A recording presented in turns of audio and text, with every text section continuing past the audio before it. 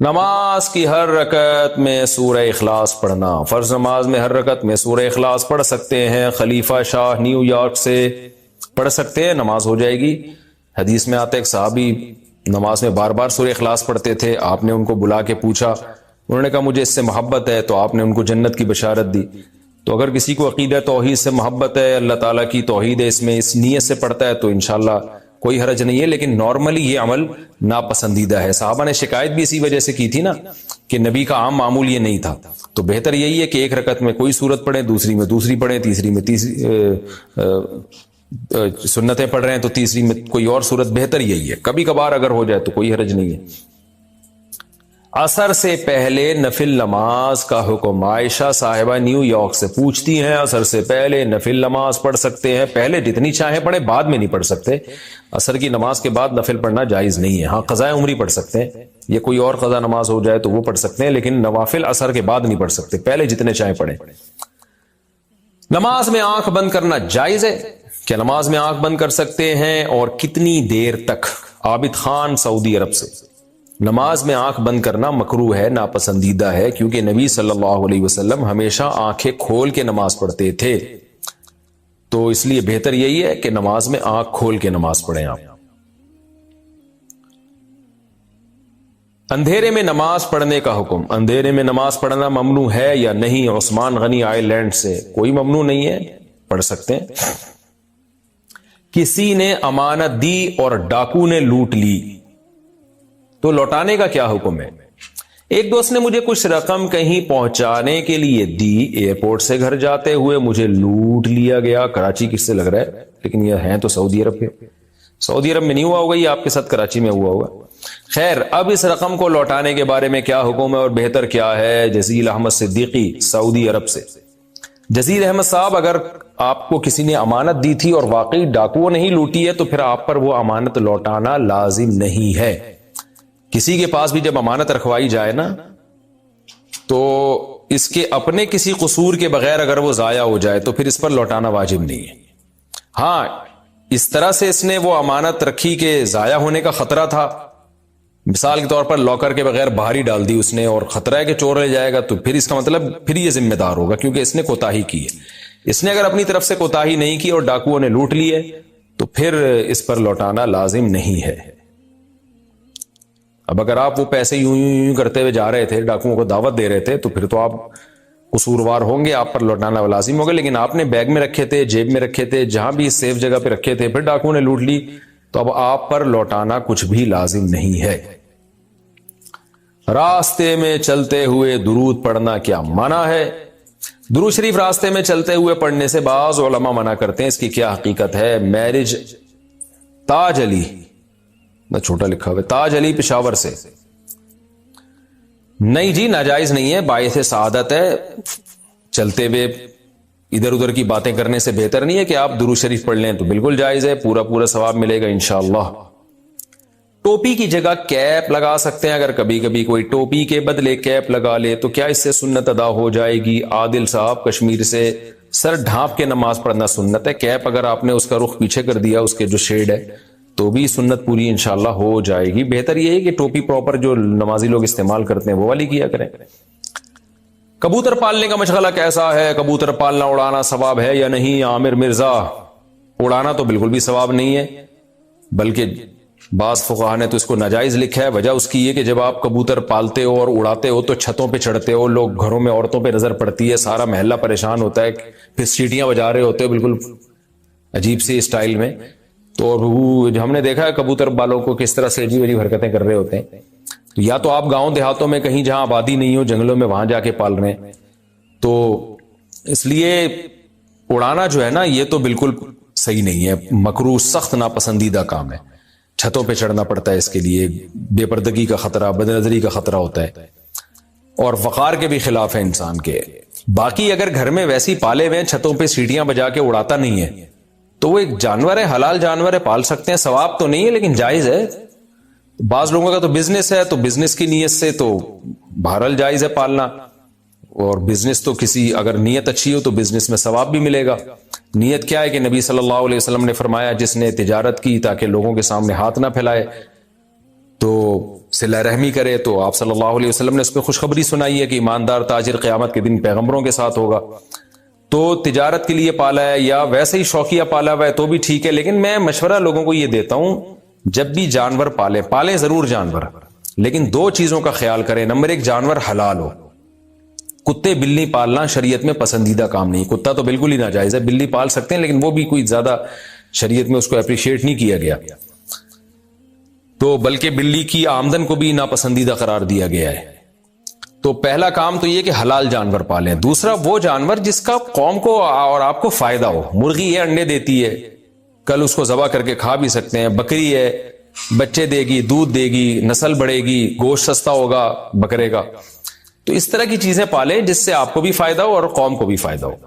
تو باقی جائز ناجائز کی بات نہیں کر رہا، کوئی بھی حلال جانور پالے جائز ہے، لیکن بہتر یہی ثواب ان جانوروں میں ملے گا جن کا قوم کو فائدہ ہے، ان جانوروں کو پالنے میں آپ کو ثواب ملے گا۔ غسل خانے جاتے وقت کون سی دعا پڑھیں؟ کیا غسل خانہ میں جاتے وقت بھی بیت الخلاء والی دعا پڑھی جائے گی؟ سہیل سنگاپور سے، اگر آپ کے جو غسل خانہ ہے اسی کے اندر بیت الخلاء بھی ہے تو پھر تو پڑھی جائے گی، اگر بیت الخلاء اس کے اندر نہیں ہے تو پھر نہیں پڑھی جائے گی۔ پھر کوئی میرے علم میں کوئی دعا نہیں ہے جو غسل خانے جاتے ہوئے ثابت ہو، بس بسم اللہ پڑھ کے غسل شروع کر دیے گا۔ کپڑے پر مزی کی جگہ معلوم نہیں تو کیا پورا کپڑا دھوئیں گے؟ اگر مزی کپڑوں پہ لگ جائے اور پتہ نہ چلے کہ کدھر لگی ہے کیا پوری شلوار دھونی ہوگی؟ عبد القیوم کنڈیارو سندھ۔ عبد القیوم بھائی، ایسا نہیں ہے کہ پورا کپڑا دھونا پڑے، اگر مزی کپڑے پہ لگے تو ہلکا پھلکا سا غور و فکر کر کے اندازہ لگا لیں کہ کہاں لگی ہوگی، بس اتنی جگہ کو دھو لیں، پھر باقی شک نہ کریں۔ یہاں تک فقہاء نے لکھا ہے کہ اگر آپ کا دایاں پائنچا یا بایاں پینچا، جو شلوار کے پائنچے ہوتے ہیں نا، وہ ایک ناپاک ہو گیا، آپ بھول گئے ان میں کون سا ناپاک ہوا، تو ایک اندازہ لگا کے ایک پائنچا دھو دیں گے تو بس پاک سمجھا جائے گا۔ تو آپ کو پوری شلوار دھونا ضروری نہیں ہے، اندازے سے تھوڑا سا غور کریں کہاں لگی ہوگی، بس اس جگہ کو دھو لیں۔ ہونٹ کے نیچے بال کاٹنے کا حکم، یہ جناب مسئلہ پوچھا ہے، ایک منٹ۔ ہونٹ کے نیچے جو داڑھی کے بال ہیں، کیا مرد کے لیے اسے کاٹنا یا تھریڈنگ کروانا جائز ہے؟ محمود صاحب اسلام آباد سے۔ نہیں، جائز نہیں ہے۔ یہ جو ہونٹ کے نیچے بال ہوتے ہیں یہ داڑھی کا حصہ ہوتے ہیں، اور ان کو کاٹنے سے داڑھی بری بھی لگ رہی ہوتی ہے، عجیب سا لگ رہا ہوتا ہے آدمی کا منہ۔ جو اللہ نے جس طرح سے بال جس کو دیے ہیں اس کے چہرے کے حساب سے اس پہ سوٹ کرتے ہیں وہ۔ تو یہ ہونٹ کے نیچے جو بال ہوتے ہیں داڑھی کا ہے، یہ کاٹنا جائز نہیں۔ البتہ کوئی بال اس میں منہ میں آ رہا ہو، بار بار گھس رہا ہو تو اس کو کاٹ سکتے ہیں۔ ساجد صاحب انڈیا سے پوچھتے ہیں، اگر انسان کوئی گناہ کرتا ہے، گناہ کرتا نہیں ہے لیکن اس کے بارے میں سوچتا ہے، تو اس کا کیا سوچنا بھی گناہ ہے؟ نیز اگر کوئی گناہ کرنے کے بعد توبہ کر لی تو کیا اس کا گناہ باقی رہے گا؟ بھائی یہ مسئلہ تو حدیث میں رسول اللہ صلی اللہ علیہ وسلم نے بیان کیا ہے کہ جب کوئی انسان گناہ کا ارادہ کرتا ہے اور پھر وہ اس ارادے کو ترک کر دے، تو جب گناہ کا ارادہ کیا تھا تو اللہ گناہ لکھتے نہیں ہیں، لیکن اگر اس ارادے کو ختم کر دے تو الٹا نیکی لکھ لیتے ہیں۔ اور اگر کوئی نیکی کا ارادہ کرتا ہے تو نبی صلی اللہ علیہ وسلم نے فرمایا ارادہ کرنے سے ہی اللہ ایک نیکی لکھ لیتے ہیں، اور جب وہ نیکی کرے گا تو 10 نیکیاں لکھ لیں گے۔ تو گناہ کے بارے میں اللہ کا قانون یہ ہے کہ صرف ارادے سے نہیں لکھا جاتا، کرنے سے لکھا جاتا ہے، اور نیکی کے بارے میں کہ صرف ارادہ بھی ہوگا تو نیکی لکھ لی جاتی ہے۔ لیکن علماء کا اس پر اتفاق ہے قرآن و سنت ہی کی روشنی میں دوسرے دلائل سے کہ ایک ہوتا ہے ارادہ، ایک ہوتا ہے عزم۔ اگر گناہ کا ارادہ کیا ہے تو گناہ نہیں لکھا جائے گا، لیکن اگر عزم کر لیا، عزم کہتے ہیں ایسا مضبوط ارادہ کہ اگر رکاوٹ نہ ہوتی تو یہ شخص گناہ کر لیتا۔ جیسے ایک آدمی نے زنا کا پکا ارادہ کر لیا کہ میں اب زنا کر کے چھوڑوں گا، لیکن اب کیا ہوا کہ ارادہ تو اس نے یعنی عزم کر لیا مضبوط، لیکن ہوا یہ کہ اس کو کوئی انتظام ہی نہیں ہو سکا، اس کی جیب میں پیسے نہیں ہیں زنا کرنے کے لیے، یا کوئی عورت فاحشہ عورت راضی نہیں ہوئی، اس وجہ سے وہ نہیں کر سکا۔ تو یہ ارادہ نہیں ہے بلکہ یہ عزم ہے، کیونکہ یہ تو پورا فیصلہ کر چکا تھا، رکاوٹ ایسی آ گئی جس کی وجہ سے یہ گناہ نہیں کر سکا، تو ایسے عزم پہ بھی گناہ لکھا جاتا ہے، کیونکہ رسول اللہ صلی اللہ علیہ وسلم نے فرمایا فہما فی الوزر سواء، گناہ کا عزم کرنے والا اور گناہ کرنے والا برابر ہے۔ جیسے کہ حدیث میں آتا ہے کہ ایک آدمی کے پاس پیسہ ہے، وہ عیاشی میں پیسہ اڑاتا ہے، اس کو بھی گناہ مل رہا ہے، لیکن ایک آدمی کے پاس پیسہ نہیں ہے لیکن وہ حسرت کرتا ہے کاش میرے پاس بھی پیسہ ہوتا تو میں بھی فلاں آدمی کی طرح عیاشی کرتا. تو آپ صلی اللہ علیہ وسلم نے فرمایا فہما فی الوزر سواء، یہ بھی گناہ گار ہے، یہ بھی جہنم میں جائے گا اسی کے ساتھ، کیونکہ اس کا پکا ارادہ تھا، عزم تھا، وہ تو پیسہ ہی نہیں ملا بیچارہ، اس وجہ سے کچھ کر نہیں سکا. تو ارادے پہ گناہ نہیں ہے، عزم پہ گناہ ہے. ارادہ اور عزم میں کہ ارادہ ذرا ہلکا ہوتا ہے، عزم مضبوط اور پختہ ہوتا ہے. تو اس لیے اگر گناہ کے صرف وسوسے آ رہے ہیں یا دل چاہ رہا ہے گناہ کرنے کا، اس پہ بھی کوئی گناہ نہیں ہے. اور ارادہ کیا، ہلکا سا ارادہ ہو رہا ہے میں کروں گا گناہ، تو یہ بری چیز ہے، ناپسندیدہ ہے، مگر صرف اتنی سوچ پہ گناہ نہیں ہے. لیکن آگے جب فیصلہ کر لیا کہ اب تو گناہ کرنا ہی کرنا ہے، تو پھر جو ہے وہ ابھی گناہ کرنے سے پہلے ہی گناہ لکھ لیا جاتا ہے، اور جب گناہ کرے گا تو اور زیادہ گناہ لکھا جائے گا. باقی یہ کہ اگر کوئی سچے دل سے توبہ کرے، توبہ کا مطلب اس کو معاف، یعنی پہلے جو ہو چکا گناہ اس پہ اس کو ندامت ہو، اس وقت گناہ کو چھوڑ دے اور آئندہ نہ کرنے کا پکا عزم اور ارادہ کرے، ایسی صورت میں اللہ تعالیٰ اس کے گناہ کو معاف کر دیتے ہیں. قرآن و سنت میں یہ بہت کثرت سے اللہ نے اس مضمون کو بیان کیا ہے کہ من تاب وآمن وعمل عملا صالحا فاولئک یبدل اللہ سیئاتہم حسنات، کہ اللہ ان کی گناہوں کو نیکیوں سے بدل دیتے ہیں. اس کی دو تفسیریں ہیں، ایک تو یہ کہ واقعی گناہ کے بدلے اللہ نیکیاں ڈال دیتے ہیں، اور ایک تفسیر اس کی یہ بھی ہے کہ وہ اتنا اچھا بن جاتا ہے کہ اس کی اللہ تعالیٰ تلافی کر دیتے ہیں، آئندہ اس کو نیکیوں کی توفیق مل جاتی ہے. واٹس ایپ اور فیس بک کے امیجز کا حکم. واٹس ایپ اور فیس بک پر ہم نے تاثرات کے اظہار کے لیے جو امیجز استعمال کرتے ہیں، یعنی ان کا مقصد ہے جو اسمائلیز ہیں، جو چھوٹے چھوٹے کارٹون بنے ہوئے ہوتے ہیں جن میں مختلف چہرے ہوتے ہیں، اس کا کیا حکم ہے؟ عتیق الرحمان صاحب انڈیا سے پوچھتے ہیں. وہ جو اسمائلی ہے نا، وہ کوئی مسکرا رہا ہے، کوئی رو رہا ہے، وہ آنکھوں سے آنسو پھوٹ پھوٹ کے ایسا لگ رہا ہے جیسے اس کو اتنا غم ہوا ہے. کوئی غم کی بات پہ لوگ آنسو والی اسمائلی بھیج دیتے ہیں. اسمائلی تو نہیں ہوتی، وہ تو رونے کا ایک منظر ہوتا ہے. تو اس میں ایک تو پورا چہرہ نہیں ہوتا، ایسی دو آنکھیں لگی ہوئی ہوتی ہیں. دوسرا یہ کہ یہ ویسے بھی ڈیجیٹل ہے، اس میں ویسے بھی اختلاف ہے، تو اس لیے اس کا استعمال جائز ہے، انشاءاللہ اس میں گناہ نہیں ہوگا. بائک اور کار پر قرآنی آیت لکھوانا. محمد ارشد اتر پردیش یو پی سے پوچھتے ہیں آج کل لوگ اپنی موٹر سائیکل پر اپنا نام اور قرآنی آیت لکھواتے ہیں، یہ لکھوانا کیسا ہے؟ جائز ہے، لیکن قرآنی آیت بائک پہ نہ لکھوائیں تو اچھا ہے، کیونکہ بیٹھتے ہیں اس کے اوپر. اگر بالکل بیٹھنے کی جگہ پہ بنائی ہوئی ہے، ٹانگوں کے نیچے آیت آ رہی ہو تو صاف طور پہ بے ادبی ہے. اگر کہیں فرنٹ پہ آیت لکھوائی ہوئی ہے تو وہ جائز ہے، لیکن میرا خیال ہے بہتر نہیں ہے، کیونکہ اس کی ضرورت نہیں ہے. نام لکھوانے میں کوئی حرج نہیں ہے. بعض لوگ یہ کہتے ہیں کہ بھئی آیت کاغذ پہ لکھیں گے یا کہیں لکھیں گے تو بے ادبی کا خطرہ تو ہے. تو خطرہ تو ہر تحریر میں ہی ہے. حضرت سلیمان علیہ السلام نے ملکہ سبا کو جو لیٹر بھیجا تھا اس میں اللہ کا نام لکھا تھا، بسم اللہ الرحمن الرحیم، حالانکہ وہ کافر تھی، اس بات کا بھی خطرہ تھا وہ بے ادبی کرے گی. لیکن اب بے ادبی کے خوف سے قرآن لکھنا ہی چھوڑ دیں اور بسم اللہ ہی لکھنا چھوڑ دیں، ایسا نہیں ہے. تو کچھ لوگ نا ادب کے معاملے میں بہت غلو کا شکار ہو جاتے ہیں. تو اپنی استطاعت کے بقدر ادب کیا جائے گا، لیکن ادب کی وجہ سے لکھنا ہی چھوڑ دینا یہ بھی غلط ہے. ہاں ایسی جگہوں پہ لکھنا جہاں ضرورت نہیں ہے وہ پھر غلط ہے. قبروں پہ آیتیں لکھ دیتے ہیں، وہ تو بالکل ہی غلط ہے. قبروں پہ ہم نے خود دیکھا ہے، کتے بھی جا رہے ہوتے ہیں چل کے، گدھے بھی جا رہے ہوتے ہیں، اور وہاں آیت لکھنے کا کوئی تک ہی نہیں بنتا. تو اس لیے ایسی جگہوں پہ آیتیں لکھنا جہاں بے ادبی کا غالب گمان ہو وہاں آیتیں لکھنا جائز نہیں ہے. رشتہ داروں کو کتنا سمجھائیں. امیر صاحب راول پنڈی سے پوچھتے ہیں میرے رشتہ دار ہیں جو شادی میں گانا کروا رہے ہیں اور گانے والے پیسے بھی لاکھوں میں دیے، گانے والوں کو پیسے بھی لاکھوں میں دیے، کیا ان کی شادی میں شرکت کرنا جائز ہے؟ نیز انہیں سمجھانے کے بارے میں کیا حکم ہے؟ اگر سمجھانے کے باوجود باز نہ آئیں تو گناہ کس کو ہوگا؟ بھائی آپ ان کو سمجھائیں، نہیں سمجھ میں آتا تو انہی کو گناہ ہوگا، آپ کو انشاءاللہ گناہ نہیں ہوگا، لیکن آپ اس شادی میں شرکت نہ کریں. اگر شرکت کی تو آپ کو بھی گناہ ہوگا.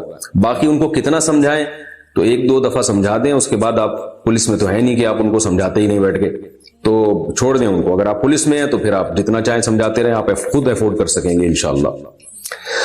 اگر والدین غیر شرعی رسموں کی ضد کریں، آپ کے اور دوسرے علماء کے بیانات سن کر مجھے یہ تو پتہ چل گیا ہے کہ اسلام میں مہندی اور بارات جیسی رسمیں جائز نہیں ہیں، خاص طور پہ جبکہ اس میں ناچ گانا بھی ہو. لیکن اگر والدین ایسی شادی میں شرکت کا کہیں یا اگر بندے کی خود شادی ہو اور والدین ان سب چیزوں کا کہیں تو اس صورت میں کیا حکم ہوگا؟ والدین کے کہنے سے ناجائز چیز جائز نہیں ہو جاتی بھائی. پہلے اللہ ہے، والدین اس اللہ کے بعد ہے. ہندو اسی وجہ سے تو ہندو ہے کہ اس کے والدین نے کہا ہوا ہے. تو اگر والدین کے کہنے سے خدا کو ناراض کرنے کی اجازت ہے تو پھر تو ہندو بھی ٹھیک ہے، عیسائی بھی ٹھیک ہے، سب اپنے والدین ہی کی وجہ سے تو عیسائی اور ہندو بنے ہوئے ہیں. تو شریعت کے حکم سے اگر والدین کا حکم ٹکرا رہا ہے تو آپ شریعت کو فالو کریں. ہاں والدین کے بارے میں اللہ نے کہا وصاحبہما فی الدنیا معروفا، ان سے بد کلامی مت کرو، بدتمیزی نہ کرو، ان کے حقوق ادا کرتے رہو، محبت سے پیش آؤ، لیکن راستہ اسی کا لے کے چلنا ہے اس کے پیچھے جو اللہ کے راستے پہ چل رہا ہے. خواتین کا فیس بک استعمال کرنا، دین کے دائرے میں رہتے ہوئے خواتین فیس بک کیسے استعمال کر سکتی ہیں؟ کیا یہ جائز ہے یا ناجائز؟ مریم صاحبہ گوجرانوالہ سے. دیکھیں جائز تو ہے، فیس بک یا کوئی بھی جائز ذرائع وہ تو استعمال ان کا جائز ہے بذات خود، لیکن ہر جائز چیز کرنے کی نہیں ہوتی. بہت سے جائز چیزیں ایسی ہوتی ہیں جو آپ کا ٹائم ویسٹ کر رہی ہوتی ہیں، گناہ کی طرف لے کے جا رہی ہوتی ہیں. بہت سارے گھر میں نے دیکھا ہے ٹوٹ چکے ہیں فیس بک اور واٹس ایپ کی وجہ سے. بلا وجہ فیس بک کا استعمال، یعنی وجہ کی ضرورت کیا ہے اس کی؟ آج کل تو ویسے ہی لوگ اتنے مصروف ہیں، ان کے پاس تعلیم کا ٹائم نہیں ہے، دین سیکھنے کا ٹائم نہیں ہے، نماز کا ٹائم نہیں ہے، عبادت کا ٹائم نہیں ہے. اوپر سے بجائے ٹائم نکال کے کچھ وقت عبادت میں لگائیں وہ اپنا فیس بک پہ لگا دیتے ہیں. تو جائز ناجائز کی بات نہیں ہے، بات یہ کہ ہر جائز کام کرنے کا نہیں ہوتا، اس کے نقصانات اس کے فائدوں سے زیادہ ہیں. تو وہ نقصانات کیا ہیں؟ درجنوں گھر ٹوٹ چکے ہیں. اچھی باحیا باپردہ خواتین فیس بک پہ آئی ڈی بنا کے کسی لڑکے سے تبلیغ کی نیت سے چیٹنگ شروع کی اور اس سے عشق ہو گیا، معاشقہ ہو گیا، دوستی ہو گئی. بچوں والی خواتین ہم نے گھروں سے بھاگتی ہوئی دیکھی ہیں، ان کے واقعات ہمارے سامنے آئے ہیں کہ فیس بک پہ دوستی، باپردہ خواتین جن کا ناخن بھی کوئی نہیں دیکھ پاتا تھا، اتنی پردہ، اتنا حیا اور اچھی بھلی شوہر سے زندگی محبت سے گزر رہی تھی، فیس بک پہ جناب کو کسی سے دوستی ہو گئی. اور جب میاں کہتا تھا یہ تم فیس بک پہ بیٹھی رہتی ہو تو تانے دیتی تھی، مجھ پہ شک کرتے ہو، میں کوئی بری عورت ہوں. تو شوہر کہتا براڈ مائنڈڈ بنتے تھے وہ، ماشاءاللہ بھائی آپ کیوں بری ہیں، آپ تو بہت اچھی ہیں، 6 گھنٹے اور بیٹھے آپ. تو نتیجہ کیا نکلا کہ کنٹرول نہیں رہا اور بالآخر گھر ٹوٹے ہیں، طلاقیں ہوئی ہیں، بچوں کو چھوڑ چھوڑ کے بھاگی ہیں. اور میاں صاحب کے بھی فیس بک پہ بڑے واقعات ہیں کہ مرد بیٹھا ہوا ہے فیس بک پہ، وہ لڑکیوں سے گپ شپ شروع ہو گئی، دوستی ہو گئی، اچھی بھلی بیوی ہے، خوبصورت بیوی ہے، حیا دار بیوی ہے، گھر محبت سے چل رہا ہے، لیکن لڑکیوں سے عشق معاشقہ ہو گیا، یہ گھر ٹوٹ گیا، میاں بیوی میں جھگڑے شروع ہو گئے. تو کیا ضرورت کیا ہے؟ یعنی تو اگر کوئی واقعی ضرورت ہے، دیکھیں ہم لوگ کام پہلے شروع کرتے ہیں اور پھر اس میں لاجک نکالتے ہیں. جیسے ایک آدمی جو ہے نا، اس کو بھوک نہیں لگ رہی اور جو ہے وہ بالکل اس کا پیٹ بھرا ہوا ہے، اس کو کھانے کی ضرورت بھی نہیں ہے، کوئی کمزوری بھی نہیں ہے، اب کھانا سامنے آ گیا تو وہ یہ سوچ ہی نہیں رہا کہ مجھے یہ کھانے کی میرے باڈی کو ضرورت بھی ہے یا نہیں ہے، لیکن وہ کھا جائے اور کھانے کے بعد سوچے کہ کیا کیا اس کھانے کے میری باڈی کو فائدہ ہو سکتے ہیں، پھر وہ نقصانات کو ایک طرف رکھے اور فائدے تلاش کرتا رہے بیٹھ کے. تو کام کرنے کے بعد نہیں سوچا جاتا کہ میں یہ کام کیوں کر رہا ہوں، کام کرنے سے پہلے سوچا جاتا ہے کہ یہ کام کی مجھے ضرورت کیا ہے. تو فیس بک پر لوگ جو بیٹھتے ہیں نا، بیٹھتے پہلے یا سوچتے بعد میں کہ کرنا کیا ہے، وہ گناہوں کے دلدل کی طرف چلے جاتے ہیں. تو پہلے سوچیں کہ کیوں بیٹھ رہا ہوں. اگر کوئی بات معقول لگتی ہے سامنے کہ یار مجھے فیس بک پہ بیٹھنا ہے اس کام کے لیے، اور یہ کام ایسا ہے جو میری صحت کے لیے مفید ہے، یا مجھے کوئی ریسرچ کرنی ہے، یا مجھے ذہنی تفریح چاہیے، کچھ مزاحیہ چیزیں دیکھنی ہے، یا ویسے ہی دیکھنا ہے کہ ہو کیا رہا ہے، تو اس کی مجھے ضرورت کیا ہے؟ ذہنی تفریح کی ضرورت ہے تو ذہنی تفریح کے اور درجنوں راستے ہیں. پھر بھی اگر آپ کو کوئی ضرورت محسوس ہوتی ہے، آپ کے دل نے، عقل نے یہ گواہی دی کہ بھائی یہ واقعی میری ایک ضرورت ہے، کچھ دیر مجھے فیس بک پہ بیٹھنا چاہیے، وہ آپ جانے، آپ کی ضرورت جانے، تو اس کے بعد پھر آپ نے جب یعنی یہ کام کرنا ہی ہے تو پھر پہلے اس کے سائیڈ ایفیکٹ آپ سوچیں کہ بھئی یہ نقصان بھی ہو سکتا ہے، یہ بھی ہو سکتا ہے. اس نقصان کی تلافی کا پہلے انتظام کریں. اور اس میں سب سے ایک اہم چیز جو ہے، آپ اپنی ذات کو سامنے رکھ کر خود فیصلہ کر سکتے ہیں کہ مجھے کیا کیا نقصان ہو سکتے ہیں، یا بیوی شوہر کے بارے میں، شوہر بیوی کے بارے میں کہ ہم دونوں کو کیا نقصان ہو سکتے ہیں. وہ تو ہر آدمی خود فیصلہ کرے گا. لیکن ایک کامن چیز میں آپ کو بتاتا ہوں کہ اگر یہ استعمال کی واقعی ضرورت بھی ہے تو یہ چھپ کے بند کمرے میں نہیں ہونا چاہیے. بیوی اگر فیس بک استعمال کر رہی ہے تو شوہر کے سامنے، شوہر کو پتا ہو کہ اس کی آئی ڈی کس نام سے، اس آئی ڈی پہ کیا کیا میسج جا رہے ہیں. شوہر اگر کر رہا ہے تو بیگم کے سامنے ہو، بیگم یہ دیکھو یہ فیس بک ہے، یہ میں تمہارے سامنے، میں یہ جو بات کر رہا ہوں یہ تمہارے ابا ہیں، ٹھیک ہے نا، یہ تمہارے ماموں ہیں. یہ کوئی ایسا نہیں ہے کہ نام وسیم بھائی ہے اور پیچھے کوئی حسینہ بیٹھی ہوئی ہے، ایسا کچھ نہیں ہے اس میں. اور ایسے بھی واقعات ہوئے ہیں کہ لڑکی سے چیٹنگ ہو رہی ہے، بعد میں پتا چلا وہ لڑکی نہیں، اس بندے کا بڑا بھائی ہے، وہ لڑکی بن کے اس کو لڑکا سمجھ کے چھیڑ رہا ہے اور یہ لڑکی سمجھ کے اس کو چھیڑ رہا ہے. اس سے لوگوں کی عزتیں بھی بہت خراب ہوئی ہیں اور گھر ٹوٹے ہیں اس سے. تو اور بے حیائی، ٹک ٹاک کے نام پہ جو بے حیائی اور بے غیرتی لڑکیاں پھیلا رہی ہیں، اس میں بھی فیس بک کا استعمال بہت زیادہ ہے. تو فیس بک ہے یا سوشل میڈیا ہے، بہت سوچ سمجھ کے استعمال کریں. اللہ کو قیامت کے دن جواب دینا ہے. اور بیوی اگر فیس بک استعمال کرتی ہے تو شوہر کی پرمیشن کے بغیر اس کے لیے بالکل حرام ہے. شوہر کو شرعاً یہ اجازت ہے کہ وہ اپنی بیوی پر پابندی لگا سکتا ہے کہ میں آپ کو فیس بک پہ آئی ڈی نہیں لگانے دوں گا. اگر شوہر پابندی لگاتا ہے تو بیگم پر لازم ہے کہ وہ اس پابندی پر عمل کرے، کیونکہ اس کو یہ رائٹ ہے حدیث کی روشنی میں کہ شوہر بیوی پر یہ پابندی لگا سکتا ہے کہ میری مرضی کے بغیر آپ گھر سے باہر نہیں نکلو گی، گھر میں کسی کو آنے نہیں دو گی. تو گھر میں کسی کو فزیکلی داخل کر دینا، یہ اس کا آج کل اتنا خطرہ نہیں ہے جتنا آپ فیس بک کے ذریعے آپ نے 100 بندوں کو گھر میں داخل کر لیا. یعنی فیس بک کے ذریعے تو عورت کا 100 کیا 1000 افراد سے رابطہ ہو سکتا ہے، تو وہ سارے گھر میں آ ہی گئے ہیں گویا کہ. تو وہ جو ہے نا، وہ امریکہ میں بیٹھ کے بھی آپ کے گھر میں ہے، وہ چین میں بیٹھ کے بھی وہ بندہ آپ کے گھر میں موجود ہے.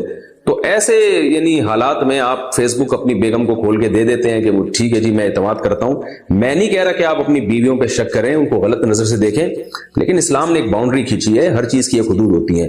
تو فیس بک استعمال کرنا ہو ضرورت سے تو پھر اس میں یہ ہے کہ آپ شوہر بیوی کو کہتے کہ بھائی یہ ایسی خفیہ آئی ڈی نہیں بنے گی اور جو کچھ چیٹ ہوگی میرے سامنے ہوگی، ٹھیک ہے نا. آپ کو کوئی خاص بات کرنی ہے اپنے ابا سے آپ کریں، جو خفیہ باتیں کرنی اماں سے کریں، اپنی بہن سے کریں، اپنے بھائیوں سے کریں.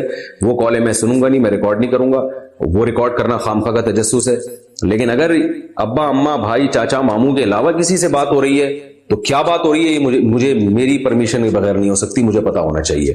یہ اللہ اس کے رسول کا حکم ہے. اتنی نگرانی بھی اگر گھر میں نہیں ہوتی تو پھر جو ہے وہ گھر نہیں ہے. تو اس لیے تاکہ ان چیزوں کے فائدے ہم اٹھائیں اور سائیڈ ایفیکٹ سے ہماری حفاظت رہے. میں یہ نہیں کہہ رہا کہ بار بار چیٹ جا کے گھسیں اس میں چوہے کی طرح دیکھیں کہ آج میری بیگم نے کس کو السلام علیکم کہا. ایک عمومی قانون بنا دیں. وہ بعض لوگ چوہے کی طرح ہر چیز چیک کر رہے ہوتے ہیں نا، جا کے گھستے ہوتے ہیں، یہ تو پھر بدگمانیاں ہیں. ایک عمومی بتا دیں کہ بھائی بیگم بند کمرے میں یا شوہر بھی بند کمرے میں فیس بک یوز نہیں کرے گا، کنڈی لگا کے انٹرنیٹ کا استعمال نہیں ہوگا. فیس بک کیا کنڈی لگا کے انٹرنیٹ کا استعمال ہی نہیں ہونا. جو ہوگا دروازہ کھلا ہے، بیگم صاحبہ فیس بک پہ بیٹھے ہیں، میاں فیس بک پہ بیٹھے، یوٹیوب کی کوئی ویڈیو دیکھ رہا ہے، کنڈی نہیں لگے گی. بس یہ کنڈی کو اگر آپ نے فوکس کر لیا تو انشاءاللہ اسی میں یہ 99% مسائل حل ہو جائیں گے. مسئلہ سارا رضائی میں گھس کے اور کنڈی لگا کے ہوتا ہے. رضائی میں گھس کے بیگم صاحبہ چیٹنگ کر رہی ہیں یا کنڈی لگا کے میاں صاحب یوٹیوب پہ بیٹھے ہوئے ہیں، تو مسئلہ سارا کیا ہے؟ یہ جو ہے نا کنڈی کا مسئلہ ہے. تو گھر سے کنڈی نکلوا دیں آپ. تو دیکھیں یہ پھر فیس بک کا استعمال میں انشاءاللہ اس کے پھر فائدے زیادہ ہوں گے، نقصان انشاءاللہ کم ہو جائیں گے. اچھا بھائی، کڈنی ڈونیٹ کرنے کا حکم. کیا کڈنی یعنی گردے ڈونیٹ کرنا اسلام میں جائز ہے؟ اگر جائز ہے تو کن شرائط پر؟ اگر ناجائز ہے تو کیا سامنے والے کی جان اس سے بچ سکتی ہو تو بھی ناجائز ہوگا؟ بنت آدم کراچی سے پوچھتی ہیں. دیکھیں اس بارے میں جو بر صغیر کے علماء ہیں اکثر ان کی رائے یہی ہے کہ انسان کے جو پارٹس ہیں وہ اس کی امانت ہیں، وہ کسی کو ڈونیٹ نہیں کر سکتا. آپ کسی کی جان بچا سکتے ہیں، ڈوبنے والے کو باہر نکالیں، آگ میں جلنے والے کو باہر نکالیں، یا کوئی کسی کو علاج کی ضرورت ہے اس کو کا علاج کر دیں آپ، یا جانوروں کے اعضاء بھی استعمال کر سکتے ہیں. لیکن اپنے باڈی کی جو کانٹ چھانٹ ہے، اتنا زیادہ کسی کی جان بچانے کے لیے کہ اپنے جو ہے نا وہ اعضاء ڈونیٹ کر دینا، تو یہ چونکہ اللہ کی طرف سے ایک امانت ہے آپ کے جسم کے اعضاء، اور یہ آپ کسی کو ڈونیٹ نہیں کر سکتے. علماء کی ایک بہت بڑی جماعت کی یہی رائے ہے، اور یہی ہمارے بر صغیر اور پاکستان کے اکثر محقق علماء کی یہی رائے ہے کہ کسی کی جان بچانے کی کوشش تو بہت اچھی بات ہے. قرآن میں آتا ہے جس نے ایک انسان کی جان بچائی اس نے گویا ساری انسانیت کی جان بچا لی. لیکن جان بچانے کی کوشش کی بھی ایک لمٹ ہے، اس سے زیادہ آپ نہیں کر سکتے. اور اس میں یہ بھی ہے کہ اپنے پارٹس آپ اس کو نہیں دے سکتے. البتہ وہ پارٹس جو دوبارہ نکل آتے ہیں، جیسے جگر، لیور جو اگر آپ ڈونیٹ کرتے ہیں تو لیور تو دوبارہ بھی نکل آتا ہے، تو لیور ڈونیٹ کر سکتے ہیں، خون دے سکتے ہیں کسی کو، یہ سب چیزیں تو ٹھیک ہے. لیکن جو ہے وہ کڈنی ڈونیٹ کر دینا یا آنکھیں ڈونیٹ کر دینا، اس کی اکثر علماء کی رائے میں اجازت نہیں ہے. اور بعض علماء جو عرب علماء ہیں یا مجمع فقہ الاسلامی ہے، وہاں بھی بڑے بڑے محقق علماء ہیں، ان کی رائے یہ ہے کہ اگر آپ کی اپنی جان نہ جاتی ہو دوسرے کی جان بچانے میں، یعنی آپ کے گردے میں ڈاکٹر کہہ دے کہ اگر آپ ایک گردہ دوسرے کو دیں گے تو آپ کی زندگی پہ کوئی فرق نہیں پڑے گا، آپ ایک گردے کے سہارے بہت اچھی طرح سے جی سکتے ہیں، تو ایسی صورت میں گنجائش ہے کہ دوسرے کو گردہ ڈونیٹ کیا جا سکتا ہے. تو اختلافی مسئلہ ہے اور دونوں طرف بڑے بڑے محقق علماء ہیں. لیکن اتنی بات ہے کہ جو علماء جائز کہتے ہیں وہ یہ شرط بہرحال لگاتے ہیں کہ جو ڈونیٹ کرنے والا شخص ہے اس کی جان کو یا اس کے ایسا نہ ہو کہ اس کو پھر ڈائلسس پہ آ جائے وہ، یا اس کا اپنا ایک گردے پہ وہ جی نہ سکے. اگر ایسی صورت ہے تو پھر تو بالکل حرام ہے، پھر تو سب کا اتفاق ہے اس پہ. لیکن جو علماء، جو جائز کہنے والے علماء ہیں، وہ یہ کہتے ہیں کہ اگر دو گردوں میں سے ایک گردہ اگر آپ کسی کو دیتے ہیں، کڈنی کسی کو دیتے ہیں، اور جو ڈونیٹ کرنے والا ہے اس کے اپنی باڈی کو نقصان نہ ہوتا ہو اس سے، تو پھر وہ اس کی گنجائش دیتے ہیں. تو جب بڑے بڑے محقق علماء کا کسی مسئلے میں ایسا اختلاف ہو تو کسی بھی عالم کی جس پر اعتماد ہو اس کی رائے پر عمل کیا جا سکتا ہے. دیکھیں، کوشش یہ کیا کریں کہ ایسے کام نہ کریں کہ کڈنی خراب ہو جائے، یہاں تک نوبت آئے کہ ایسی مشکوک چیزوں کی طرف ہم جائیں. کوشش یہ کریں کہ یہ گردے جو ہے نا، میں نے بڑے بڑے ڈاکٹروں سے سنا ہے جو کڈنی کے اسپیشلسٹ ہیں، کہ یہ گردہ انسان کا اتنا ڈھیٹ ہے کہ یہ اتنے آرام سے خراب نہیں ہوتا. گردہ جب خراب ہوتا ہے جب گردے کے ساتھ بہت زیادہ کئی عرصے تک نافرمان، یعنی ناانصافی ہوتی رہی اس کے ساتھ. تو آپ کسی کڈنی کے اسپیشلسٹ سے پہلے رابطہ کر لیں، پوچھ لیں کہ بھائی کڈنی کی حفاظت کے لیے کیا کیا کرنا پڑتا ہے. 2-4 چیزیں ہیں جن میں احتیاط کریں گے تو گردے ہمیشہ چلتے رہیں گے، جن میں بہت بڑی 2 چیزیں، ایک بلڈ پریشر اور ایک شوگر. تو بی پی کی بیماری پیدا ہونے سے پہلے ایسے کام کر لیں کہ بلڈ پریشر نہ ہو، شوگر کو ہونے ہی نہ دیں آپ. ایک تو موروثی شوگر ہوتی ہے، قدرت کی طرف سے ماں باپ سے چلی آتی ہے، وہ تو چلیں ٹھیک ہے. آج کل تو شوگر ہو رہی ہے وہ تو اپنی حماقتوں کی وجہ سے بھی ہو رہی ہے. تو یہ 2-3 چیزوں میں اگر احتیاط کر لی جائے گی، کولڈ ڈرنک سے احتیاط کر لی، اس طرح کی چیزوں سے، تو اللہ کا سے کی رحمت سے امید ہے ان چیزوں کی نوبت نہیں آئے گی. پھر بھی اللہ کی طرف سے ہو گیا تو پھر وہ اسی پر عمل کریں جو میں نے آپ کو بتایا. ناول لکھنا اور بیچنا کیسا ہے؟ کلثوم علی گڑھ سے پوچھتی ہیں، ہمیں ناول لکھنے کا بہت شوق ہے جو کلاسیکل ٹائپ ہوتے ہیں، کیا لکھنا جائز ہے؟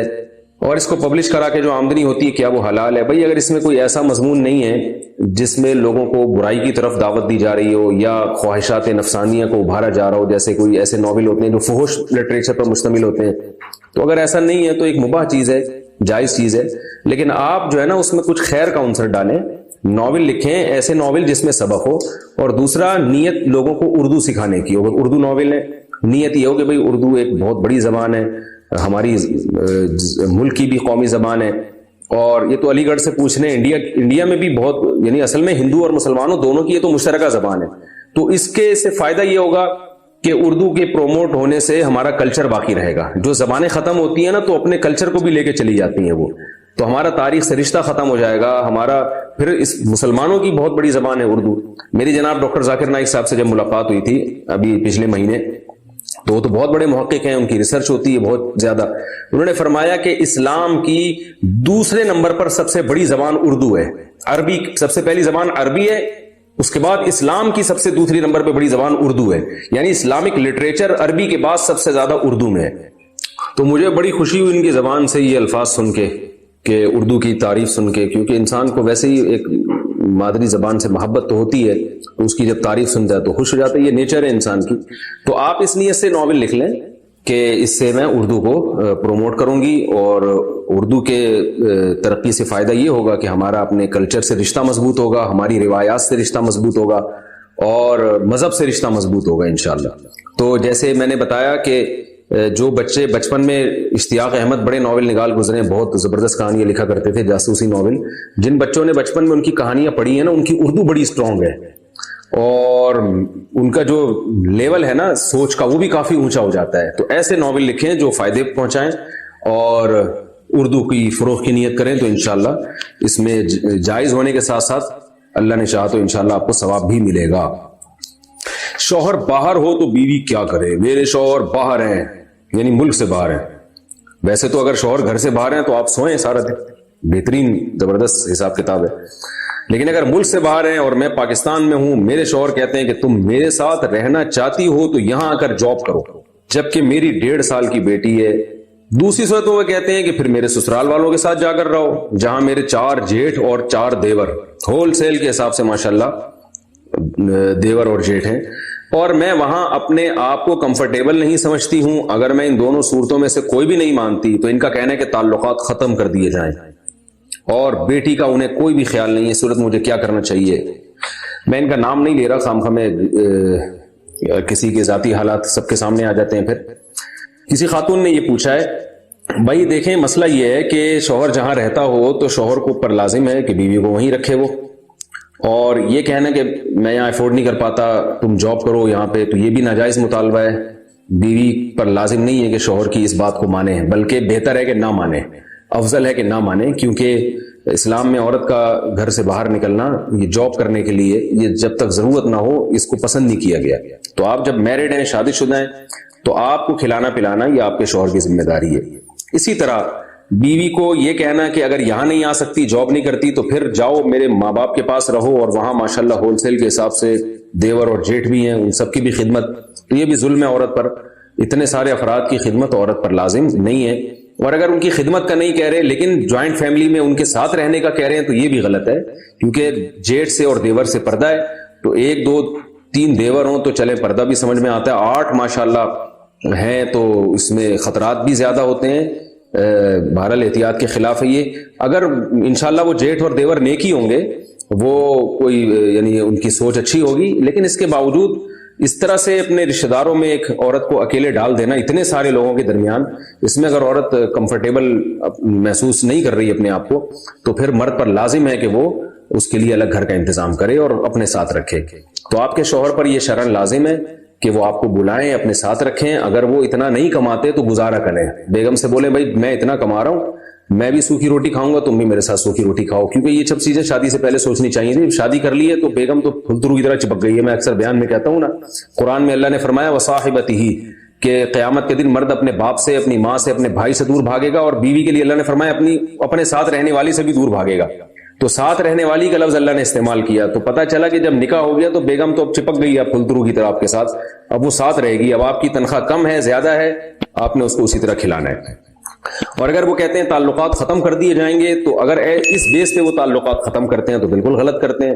باقی یہ کہ آپ کیا کریں تو میں آپ کو مشورہ نہیں دے سکتا، میں تو شرعی مسئلہ بیان کر سکتا ہوں۔ شرعی مسئلہ یہ ہے کہ اس صورت میں آپ کے لیے ان سے طلاق کا مطالبہ جائز ہے، لیکن طلاق جائز ہونے کے باوجود ناپسندیدہ ہے، کیونکہ اس پہ آگے آپ کے لیے جو مسائل آئیں گے، پتہ چلا اس سے بھی گئی آپ بچی کو لے کو کہاں در بدر کی ٹھوکریں کھاتی پھریں گی۔ تو some thing is better than nothing والے فارمولے پر عمل کر کے آپ گزارا چلائیں، اور اگر ڈیورس کا مطالبہ کرتی ہیں شوہر سے تو مطالبہ کی حد تک یہ جائز ہے، مگر بہرحال میں اس کا مشورہ نہیں دے سکتا آپ کو۔ مائع مستعمل کسے کہتے ہیں؟ کیا خشک ہاتھ پانی میں ڈالنے سے پانی ناپاک ہو جاتا ہے؟ فاروق سعید راول پنڈی سے پوچھتے ہیں۔ خشک ہاتھ پانی میں ڈالنے سے پانی ناپاک نہیں ہوتا، البتہ بالٹی میں اگر آپ نے ہاتھ ڈال دیا اور آپ کا وضو نہیں ہے تو پھر وہ پانی مستعمل ہو جاتا ہے، کیونکہ وہ اس سے آپ کے ہاتھ کا حدث زائل ہو چکا ہے۔ تو اس لیے حدیث میں جو طریقہ بیان کیا گیا ہے، اور فقہاء نے بھی، کہ جب وضو کرنا ہو بالٹی میں ہاتھ ڈال کے تو پہلے چلو سے پانی لے کر ہاتھوں کو اچھی طرح دھو لیں، اس کے بعد پھر ہاتھ پانی میں ڈبوئیں، تو پھر انشاءاللہ وہ مستعمل نہیں ہوگا۔ مستعمل اور ناپاک میں فرق ہے۔ ناپاک کا مطلب تو اب ناپاک ہو گیا، کپڑوں پہ لگے گا، کپڑے دھونے پڑیں گے۔ مستعمل کا مطلب ہے ناپاک نہیں ہے لیکن اس سے وضو یا غسل نہیں ہو سکتا۔ پہلی رکعت کھڑے ہو کر اور باقی رکعتیں بیٹھ کر پڑھنا۔ عطا اللہ صاحب بلوچستان سے پوچھتے ہیں، یہاں خواتین عام طور سے پہلی رکعت کھڑے ہو کر اور باقی رکعتیں بیٹھ کر پڑھتی ہیں، کیا یہ درست ہے؟ بھائی فرض نماز اور وتر تو باہر صورت کھڑے ہو کر ہی پڑھنے پڑیں گے، لیکن اگر نوافل پڑھ رہی ہیں تو جتنی چاہے رکعتیں بیٹھ کے پڑھیں، جتنی چاہے کھڑے ہو کر پڑھیں، پہلی بیٹھ کر یا کھڑے ہو کر یا اگلی بیٹھ کر کھڑے ہو کر، جس طرح سے چاہے پڑھیں۔ میاں بیوی جماعت کیسے کرائیں؟ اگر گھر میں جماعت ادا کرنی پڑے اور میاں بیوی ہوں تو اقامت عورت کہے گی یا مرد؟ نیز وہ دونوں جماعت میں کس طرح کھڑے ہوں گے؟ محمد اعظم۔ رسول اللہ صلی اللہ علیہ وسلم کی جب جماعت نکلتی تھی تو آپ گھر جا کے اپنی ازواج کو جماعت کراتے تھے، تو یہ بھی سنت ہے کہ اگر مسجد کی جماعت نکل گئی تو گھر میں بیوی کے ساتھ جماعت سے نماز پڑھے۔ اس کا طریقہ یہ ہے کہ بیگم کو بالکل پیچھے کھڑا رکھے، تھوڑا روب کے ساتھ نا، آنکھیں دکھا کے اس کو بولے وہاں پیچھے کھڑی ہو جاؤ، تو وہ جیسے یعنی مقتدی ہوتے ہیں نا، پیچھے کھڑے ہوتے ہیں ایک صف، تو اس طرح بیگم پیچھے کھڑی ہو جائے۔ اقامت بھی آپ ہی پڑھیں اور نماز بھی آپ پڑھائیں، اور سلام کے بعد بیگم کو بتائیں بیگم ٹھیک ہے آپ کے بہت سارے حقوق ہیں، لیکن دیکھو اللہ نے نماز میں آپ کو حکم دیا، میں آپ کی قیادت کروں گا، تو ویسے تو ہر چیز میں آپ کی میں سنتا ہوں، لیکن آج بولوں گا بھی میں، آپ صرف سنو گی۔ تو اقامت بھی بولنے کی عورت کو اجازت نہیں، مرد اقامت پڑھے گا، عورت سنے گی۔ باقی نماز بھی میں بھی مرد بولے گا، عورت سنے گی، تو یہ بڑی اچھی ہنسی خوشی زندگی گزرے گی اس طریقے سے انشاءاللہ۔ والدین کا جنازہ کون پڑھائے؟ کیا بیٹا ماں باپ کا جنازہ خود پڑھا سکتا ہے، خواہ کوئی عالم موجود ہو یا نہ ہو؟ ضیاء صاحب ملیشیا سے پوچھتے ہیں۔ جی ہاں بھائی، بیٹا اپنی ماں اور باپ کا جنازہ بالکل پڑھا سکتا ہے، بالکل جائز ہے، باعث برکت ہے، لیکن مسجد کی جو امام ہے نا، جس میں اکثر میت نمازیں پڑھا کرتی تھی زندگی میں، یا آپ پڑھتے ہیں، تو امام کا حق بہرحال پہلے ہے، کیونکہ جس کے پیچھے فرض نماز پڑھی ہو تو بہتر یہی ہے کہ اسی کے پیچھے آپ جنازہ بھی پڑھیں اس کو اہمیت دینے کے لیے. لیکن اگر بیٹا پڑھا دے تو بھی جائز ہے. جنازے والے گھر میں ہاتھ اٹھا کر دعا کرنا. میت کے گھر پر مروجہ طریقے سے اس کی جنازہ پڑھنے سے پہلے ہاتھ اٹھا کر دعا کرنا کیسا ہے؟ بعض لوگ جنازہ پڑھنے سے پہلے تو نہیں کرتے لیکن بعد میں کرتے ہیں, اس کا کیا حکم ہے؟ نظر محمد کراچی سے. بھائی جنازے کے بعد جو دوبارہ سے دعا مانگی جاتی ہے تو بدعت ہے, اس کا تو کوئی ثبوت نہیں ملتا کہیں بھی. جنازہ تو خود ایک دعا ہے. باقی یہ کہ بعض علاقوں میں ایسا ہوتا ہے کہ جب کوئی مر جاتا ہے تو میت کے جو لواحقین ہیں وہ بیٹھے ہوتے ہیں, لوگ آ کے تعزیت کر کے ہاتھ اٹھا کے دعا مانگتے ہیں. ابھی دعا سے فارغ ہوئے, کوئی نیا بندہ آیا, پھر وہ دعائیں خیر, پھر وہ شروع ہو گئی, پھر تیسرا آدمی آیا, وہ سب اخپل طریقے سے دعائیں مانگتے ہی رہتے ہیں. اور جو میت کے جو میزبان جو لواحقین ہیں وہ بےچارے تھک جاتے ہیں. ہم نے خود یہ منظر دیکھا ہے, وہ پھر کوئی آئے گا بولے دعائیں خیر, وہ پھر ہاتھ اٹھائی, پھر وہ کچھ دعائیں مغفرت کر کے پھر دوبارہ, پھر ایک دم بندہ آ گیا, پھر دعا, پھر دعا. تو یہ بدعت عمل ہے, اس کو چھوڑ دینا چاہیے, اس کا کوئی ثبوت نہیں ہے. نبی صلی اللہ علیہ وسلم سے جو بات ثابت ہے, جب کسی کے میت ہو جائے تو آپ اس کے گھر جا کے تعزیت کے 3 الفاظ کہیں, اعظم اللہ اجرک واحسن عزاءک وغفر لمیتک, ہاتھ اٹھائے بغیر یہ 3 الفاظ کہیں کہ اللہ آپ کے اجر میں اضافہ کرے جو آپ کو مصیبت پہنچی ہے, اور احسن عزاءک, آپ کو اللہ تسلی دے دے, اس غم پہ اللہ آپ کو صبر کی توفیق دے دے, وغفر لمیتک, اور مرحوم کی مغفرت فرمائے. یہ 3 الفاظ آپ انگلش میں کہہ دیں, اردو میں کہہ دیں, پشتو میں کہہ دیں, بنگالی میں کہہ دیں, کسی بھی زبان میں آپ کہہ دیں. 3 قسم کے الفاظ. بھائی جو مصیبت آپ کو پہنچی, ہم دل سے دعا گو ہیں اللہ آپ کو اس پہ صبر عطا فرمائے, اور صبر کے ساتھ ساتھ اللہ اجر بھی دے, مصیبت پہ اجر ملتا ہے, اللہ آپ کو اجر دے, اور اللہ تعالیٰ میت کی مغفرت فرمائے. ہاتھ نیچے کر کے آپ نے 3 دعائیں دینی ہے اور پتلی گلی سے وہاں سے فوراً نکل جائے. اتنی ٹینشن نہ دیں میت کے لواحقین کو کہ وہ بھی ڈپریشن میں کل اس کا بھی انتقال کا چانس بڑھ جائے, کیونکہ اتنا زیادہ لوگ ٹینشن دیتے ہیں. تمبو لگ جاتا ہے, ٹینٹ لگ جاتا ہے, اور 3 دن تک میت کے لواحقین کو کسی کام کا چھوڑتے ہی نہیں ہیں, اور دھرنا مار کے وہاں تمبو لگا کے نہ بیٹھ جاتے ہیں. اس کو فقہاء نے مکروہ لکھا ہے, ناپسندیدہ لکھا ہے. رسول اللہ صلی اللہ علیہ وسلم کے دور میں ایسا نہیں ہوتا تھا. وہ پھر جناب وہ کرسیاں لگا کے بیٹھ جاتے ہیں وہاں دھرنا مار کے, وہ فارغ ترین لوگ ہوتے ہیں, بیٹھ گئے, پھر وہ چائے چل رہی ہے, پانی کا دور چل رہا ہے, قہوے چل رہے ہیں, گٹکے چل رہے ہیں, وہ آ رہے ہیں جا رہے ہیں. 3 دن تک میت کے لواحقین کسی کام کے نہیں رہتے. تو تسلی کا یہ طریقہ بالکل غلط ہے. بس آئیں 3 الفاظ کہیں اور نکل لیں. ہاں جو بہت ہی قریبی رشتہ دار ہوں, جن کے میت کے لواحقین کے ملنے سے واقعی تسلی ہوتی ہو, جیسے بیٹا ہے, بہن ہے, اس طرح کے جو قریبی لوگ ہیں, وہ بے شک میت کے گھر میں قیام بھی کر لیں, رہ بھی لیں وہاں پہ, وہ ٹھیک ہے. کیا بیوی کے سابقہ بچے کو اپنی ولدیت دے سکتے ہیں؟ ضیاء صاحب ملیشیا سے پوچھتے ہیں, اگر کوئی شخص کسی طلاق یافتہ یا بیوہ سے نکاح کرے اور اس عورت کا پہلے شوہر سے بچہ بھی ہو, تو یہ مرد نکاح کے بعد اس بچے کو اپنی ولدیت کا نام دے سکتا ہے یا نہیں؟ بالکل نہیں, حرام ہے. قرآن میں صاف طور پر منع کیا, ادعوہم لآبائہم, کہ جو بچے کا اوریجنل باپ ہے اسی کی طرف بچے کی نسبت کی جائے گی. ولدیت میں سوتیلا باپ اپنا نام بالکل نہیں ڈال سکتا, یہ گناہ کبیرہ ہے. قبر پر فاتحہ کے لیے جانا کیسا ہے؟ زوجہ رضوان گجرات سے پوچھتی ہیں, میرے والد صاحب فوت ہو گئے, کیا ان کی قبر پر فاتحہ کے لیے جا سکتی ہوں؟ اللہ تعالیٰ ان کی مغفرت فرمائے آپ کے والد صاحب کی, لیکن ان کی قبر پر آپ فاتحہ کے لیے نہیں جا سکتی 2 وجہ سے. ایک تو یہ کہ عورتوں کا قبرستان جانا ویسے ہی شریعت میں پسندیدہ نہیں, حدیث میں ممانعت ہے اس کی. اور دوسری بات یہ ہے کہ ایصال ثواب کے لیے قبر پہ جانا یہ حدیث سے ثابت نہیں ہے. قبرستان جانا یا تو زیارت کی وجہ سے, یعنی آخرت کی یاد تازہ کرنے کے لیے, جیسے کہ حدیث میں آتا ہے فزوروها فانها تذکر الاخرہ, قبرستان جایا کرو اس سے آخرت کی یاد تازہ ہوتی ہے.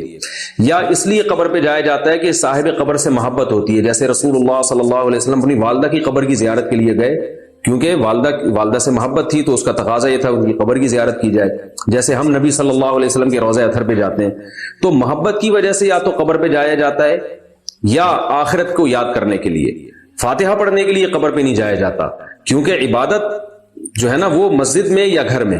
ہاں قبر پہ آپ چلے گئے ویسے ہی زیارت کے لیے, تو وہاں فضول باتوں کی بجائے آپ نے میت کے لیے دعا کر لی, یا سورہ فاتحہ پڑھ لی, فاتحہ پڑھ کے دعا کر لی, یا سورہ اخلاص پڑھ کے دعا کر لی, یا کچھ بھی پڑھ کے دعا کر لی, تو وہ جائز ہے. یعنی جا کے فاتحہ پڑھنا ایک الگ چیز ہے, فاتحہ پڑھنے کے لیے اسپیشلی جانا یہ ایک الگ چیز ہے. تو دونوں میں فرق کرنا چاہیے. میت کے لیے کہیں بھی بیٹھ کے دعا کریں گے فائدہ ہوگا میت کو, اس کے لیے قبر پہ جانا ضروری نہیں ہے. آن لائن گیمز کا حکم. آج کل لوگ آن لائن گیم کھیلتے ہیں جن میں دونوں طرف سے پیسے لگائے جاتے ہیں اور جو جیتتا ہے اس کو وہ پیسے مل جاتے ہیں، یہ حلال ہے یا حرام؟ عبداللہ خان نے پوچھا. بھائی بالکل حرام ہے، جوا ہے، پیسے لگا رہے ہیں داؤ پہ. سونے کی زکوٰۃ میں پیسے کا اعتبار ہے یا تولے کا؟ سونے کی زکوٰۃ میں تولے کا اعتبار ہے یا قیمت کا؟ نیز کتنے تولے یا قیمت پر زکوٰۃ فرض ہوگی؟ محمد جہانگیر دبئی سے پوچھتے ہیں. 7.5 تولے سونے پر زکوٰۃ فرض ہوتی ہے اگر صرف سونا ہو، جو کہ آج کل ایسا ہوتا نہیں ہے، بلکہ سونے کے ساتھ چاندی بھی بعض دفعہ ہوتی ہے، نہیں تو کیش رقم تو ہوتی ہے. تو اگر 1 روپیہ بھی کسی کے پاس ہے تو پھر سونے کا نصاب نہیں دیکھا جائے گا، پھر 52.5 تولے چاندی کا نصاب دیکھا جائے گا. تو 52.5 تولے چاندی کے بقدر اگر سونا موجود ہے تو زکوٰۃ ہے، ورنہ نہیں. 7.5 تولے پر جب ہوتا ہے جب صرف اور صرف سونا ہی ہو آپ کے پاس.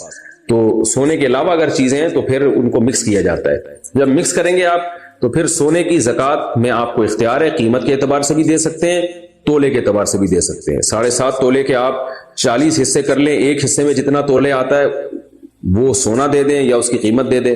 یہ 7.5 تولے سونے کی قیمت لگا لیں، اس قیمت کا 40واں حصہ دے دیں. دونوں چیزیں جائز ہیں. کیا قضا نمازوں کا فدیہ ہے؟ عظمت اللہ صاحب لنڈی کوتل سے پوچھتے ہیں قضا نمازوں کی ادائیگی کا کیا حکم ہے؟ نیز قضا نمازوں کے لیے فدیے کا کیا حکم ہے؟ بھائی نمازیں بہرحال قضا کرنا ضروری ہے. جب کوئی ایسا بیمار ہو جائے کہ قضا نماز پڑھنے کا امکان ہی ختم ہو جائے تو پھر وہ کیا کرے گا؟ فدیے کی وصیت کرے گا یا اپنی زندگی میں فدیہ ادا کرے گا.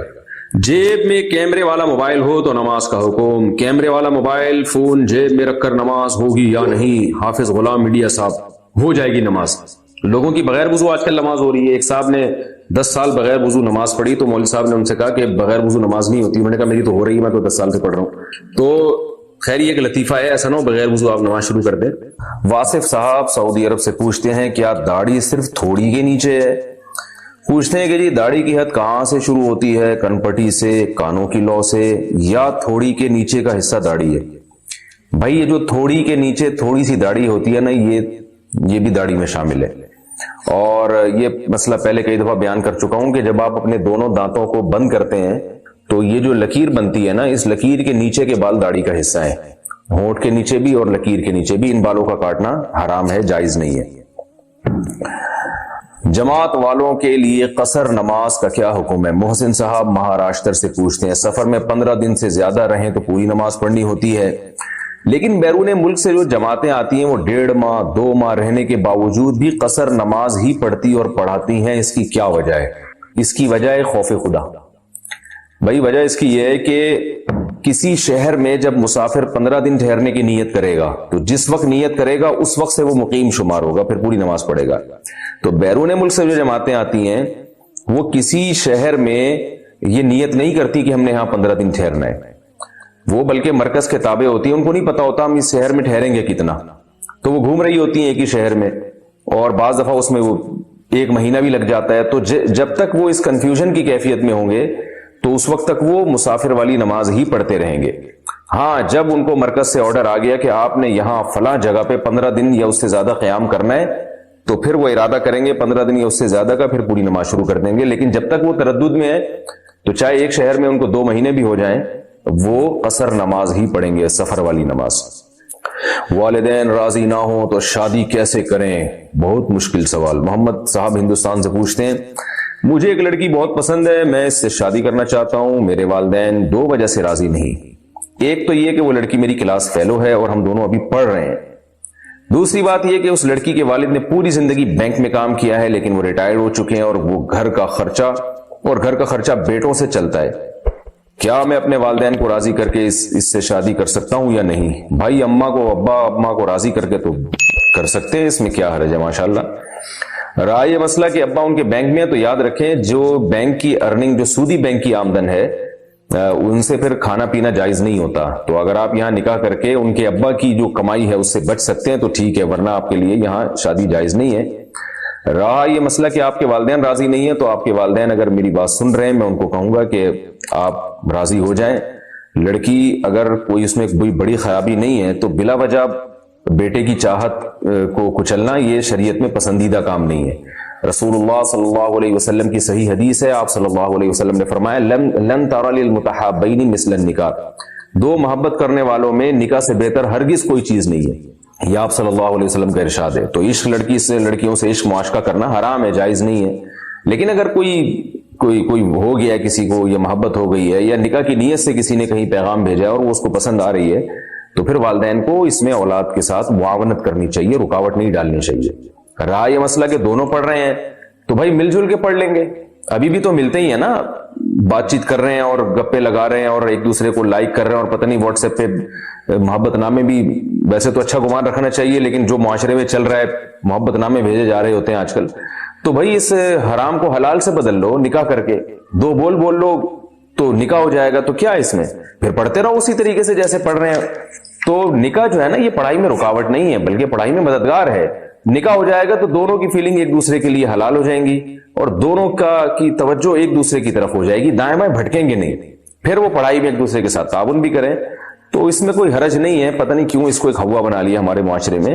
علماء نے لکھا ہے کہ کسی مسلمان کے لیے زنا کرنا بہت ہی تعجب کی بات ہے کیونکہ اللہ نے نکاح کو اتنا آسان کر دیا ہے کہ اب زنا کی طرف قدم پتہ نہیں کیسے جاتے ہیں لوگوں کے, اتنا آسان اللہ نے کر دیا ہے. تو بھائی اتنا اللہ نے آسان کر دیا, والدین کو چاہیے اس آسان میں اپنی اولاد کے لیے رکاوٹ نہ بنے بلکہ ان کو اپریشیٹ کیا کریں اور کہیں کہ بیٹا بہت اچھی بات ہے کہ تم نے ہمیں آ کے بتا دیا, تم گناہ کی طرف نہیں گئے, تم نے اس سے حرام دوستیاں نہیں لگائیں, تم زنا کی طرف نہیں گئے اور تم نے ہمیں آ کے بتا دیا.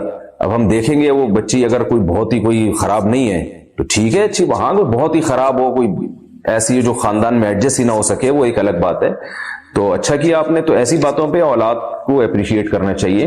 عبداللہ بن عباس رضی اللہ تعالیٰ عنہ کے بچے جب جوان ہوئے تو بلا کے خود کہا کہ دیکھو جب کوئی شخص زنا کرتا ہے نا تو اس میں ایمان نہیں رہتا, تو اس لیے اگر میری ترغیب ہے کہ تم نکاح کر لو. تو بزبان حال وہ یہ کہہ رہے تھے کہ اگر کوئی کہیں چاہتے ہو, کہیں توجہ تمہاری جائے تو مجھے بتانا, میں تمہارا نکاح کرا دوں گا. تو صحابہ تو اپنی اولادوں کو ترغیب دیا کرتے تھے. تو اس لیے آج کے والدین کو بھی چاہیے کہ اپنے بچوں کو پڑھ رہے ہیں تو ان کو زیادہ ضرورت ہے نکاح کی تاکہ وہ دل جمی کے ساتھ پڑھ سکیں اور ان کی توجہ دائیں بائیں نہ جائے. جنت میں کون سی بیوی ساتھ رہے گی؟ ارسلان صاحب لاہور سے پوچھتے ہیں کچھ مہینے پہلے میری بیگم کا انتقال ہوا ہے, میرے 2 بچے بھی ہیں, کیا جنت میں وہی میری بیگم ہوگی؟ اگر میں دوسری شادی کرتا ہوں تو پھر کون میری بیگم ہوگی؟ اور اللہ نہ کرے اگر میں جنت میں نہیں جاتا تو کیا ان کی شادی کسی اور سے ہوگی؟ یہ رہنمائی فرما دیں کہ میں دوسری شادی کس طرح کی خاتون سے کروں. بھائی اگر آپ جنت میں نہیں جاتے تو بڑا خطرناک ہے. اب ایسی بددعا تو ہم نہیں دے سکتے آپ کو, ہماری دعائیں آپ کے ساتھ ہیں, اللہ آپ کو جنت میں لے کے جائے. لیکن اللہ نہ کرے کوئی بھی مسلمان اگر جہنم میں گیا تو پھر اس کی بیگم اللہ جنت میں کسی اور کو دے دیں گے. پھر جب جہنم سے نکلے گا تو پھر دوسرا جنت میں اور بھی بہت سی عورتیں بھی تو جہنم سے نکلیں گی نا, تو انہی میں سے کسی سے اس جہنمی کی شادی اللہ کرا دیں گے. تو جو جہنم سے مسلمان نکلے گا تو بہت سی عورتیں بھی تو جہنم میں جلیں گی اپنے گناہوں کی وجہ سے, وہ بھی نکلیں گی. تو عین ممکن ہے اللہ ان میں سے کسی جہنمی کی شادی کرا دیں جس کو اللہ جنت میں لے آئے. تو اس لیے کوشش یہی کریں کہ آپ جہنم میں نہ جائیں اور اللہ ہم سب کو جنت ہی میں لے کے جائے. تو اگر آپ جنت میں گئے جو کہ امید ہے اللہ کی رحمت سے, تو آپ کے لیے ایک خصوصی پیکیج ہے کہ آپ کو دونوں مل جائیں گے. ٹھیک ہے نا. یہ تو مسئلہ عورت کا ہے کہ اس نے پہلے ایک شادی کی, پھر اس شوہر نے طلاق دے دی یا مر گیا, پھر دوبارہ شادی کی, اس نے طلاق دے دی, مر گیا, پھر دوبارہ شادی کی, تو کون سے والے مرد کو ملے گی؟ لیکن مرد کے لیے تو اللہ نے ایک پیکیج رکھا ہے کہ پرانی والی بھی مل جائے گی انشاءاللہ اور نئی والی بھی مل جائے گی. ہاں اگر پرانی والی کو طلاق دی ہوتی اور وہ کسی اور سے شادی کر لیتی تو پھر علماء کہتے ہیں کہ, اور حدیث سے اس کا ایک طرف اشارہ بھی ملتا ہے کہ جس عورت کا جو سب سے آخری شوہر ہوگا نا جنت میں اسی کے ساتھ رہے گی. تو آپ کی پہلی وائف کا چونکہ انتقال ہوا ہے تو انشاءاللہ وہ بھی ملے گی آپ کو اور دوسری بیگم بھی آپ کو ملے گی. اب مجھے نہیں پتا آپ اس سے خوش ہو رہے ہیں یا ٹینشن میں آ رہے ہیں, یہ آپ ہی جانیں. بہرحال اللہ سب مسلمانوں کو جنت میں لے کے جائے, آمین. یہ بھی انہوں نے پوچھا میں دوسری شادی کس طرح کی خاتون سے کروں؟ حدیث میں آتا ہے دینداری کو ترجیح دو. تو سب سے پہلے دین دیکھیں, باقی چیزیں بعد میں. سگے رشتہ داروں کو زکوٰۃ دینا, کیا زکوٰۃ سگے بہن بھائیوں کو دے سکتے ہیں؟ ہم نے سنا ہے کہ جو سگے خون والے رشتہ دار ہیں ان کو زکوٰۃ نہیں دے سکتے. محمد حسن معاویہ. بھائی زکوٰۃ بہن بھائیوں کو دے سکتے ہیں لیکن اپنے ان لوگوں کو نہیں دے سکتے جن کا فائدہ آپ کو خود ہی ہوگا. یعنی والدین کو نہیں دے سکتے, دادا دادی نانا نانی پر دادا پر دادی پر نانا پر نانی جن کو اصول کہا جاتا ہے ان کو نہیں دے سکتے کیونکہ ان کا مال عرف میں اپنا ہی سمجھا جاتا ہے. اولاد کو نہیں دے سکتے, اولاد کی اولادوں کو نہیں, بیٹا ہے بیٹی ہے پوتا ہے پوتی ہے نواسا ہے ان کو زکوٰۃ نہیں دے سکتے آپ. کیونکہ عرف میں ان کا مال جو ہے نا اپنا ہی سمجھا جاتا ہے. اسی طرح میاں بیوی ایک دوسرے کو نہیں دے سکتے کیونکہ ان کا فائدہ انہی کی طرف لوٹتا ہے. شوہر ویسی بیوی کو کھلاتا پلاتا ہے, بیوی کے مالدار ہونے سے شوہر کو بھی فائدہ ہوتا ہے. تو یہ رشتے ہیں, میاں بیوی ایک دوسرے کو نہیں دے سکتے, اور آپ اپنے باپ داداؤں یا نانکوں کو اور اسی طرح اولادوں کو نہیں دے سکتے. اس کے علاوہ سب کو دے سکتے ہیں, بھائی بہنوں کو دے سکتے ہیں, بھتیجوں کو بھانجوں کو دے سکتے ہیں, بھانجیوں کو دے سکتے ہیں, ساس سسر کو دے سکتے ہیں, سسر اپنے داماد کو دے سکتا ہے. تو یہ سب جائز ہیں. اور بھائی بہنوں کو زکوٰۃ دینا, اس میں تو ڈبل ثواب ہے. رسول اللہ صلی اللہ علیہ وسلم نے فرمایا زکوٰۃ کا بھی ثواب اور صلہ رحمی رشتہ داری جوڑنے کا بھی ثواب. لیکن بہرحال ہر طرح کے طبقوں میں زکوٰۃ تقسیم کرنی چاہیے. بہت ساری مدات قرآن نے بیان کی ہیں, سب میں زکوٰۃ دینی چاہیے. بیوی کا خود کو سنگل ظاہر کرنے کا حکم. یہاں یو کے میں جب عورت کا شوہر چھوڑ جائے اور اس کے چھوٹے بچے بھی ہوں تو حکومت عورت کو گھر بھی فری دیتی ہے اور اس کا خرچہ بھی دیتی ہے.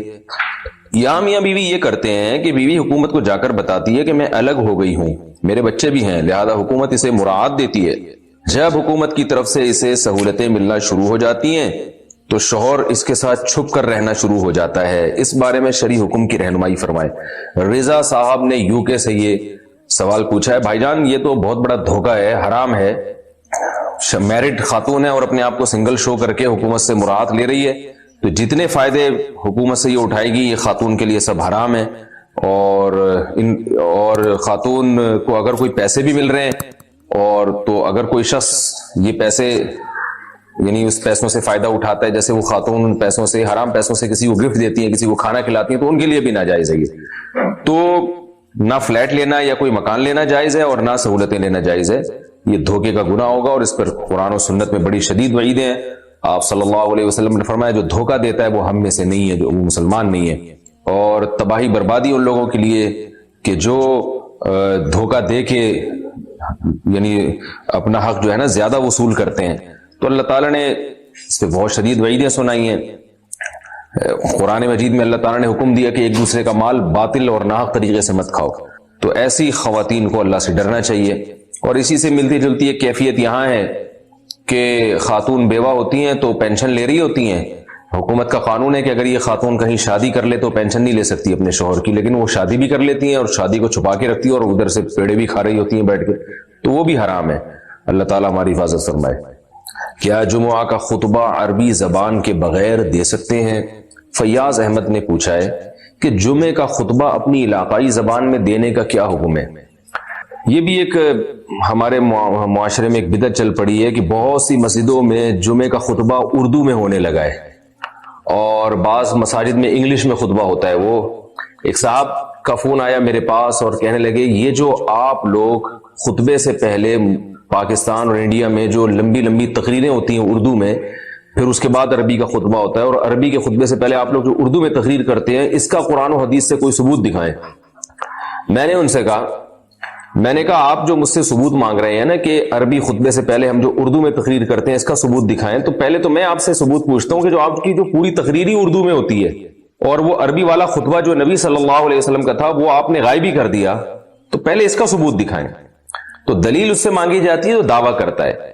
تو اب میں آپ سے ایک بات کہتا ہوں, جو لوگ یہ کہتے ہیں کہ خطبہ مقامی زبان میں ہونا چاہیے اور اس کی دلیل یہ دیتے ہیں کہ خطبہ تو ایک نصیحت ہے, واعظ ہے, اور واعظ تو اسی زبان میں ہوگا تو لوگوں کی سمجھ میں آئے گا, یہ دلیل دیتے ہیں. تو نبی صلی اللہ علیہ وسلم چونکہ عربوں سے خطاب کرتے تھے تو عربی میں خطاب تھا, اب ہم جب اردو اسپیکنگ سے خطاب کر رہے ہیں تو ہمارا خطبہ اردو میں ہونا چاہیے, کیونکہ جمعے کے خطبے کا مقصد ہے واعظ و نصیحت.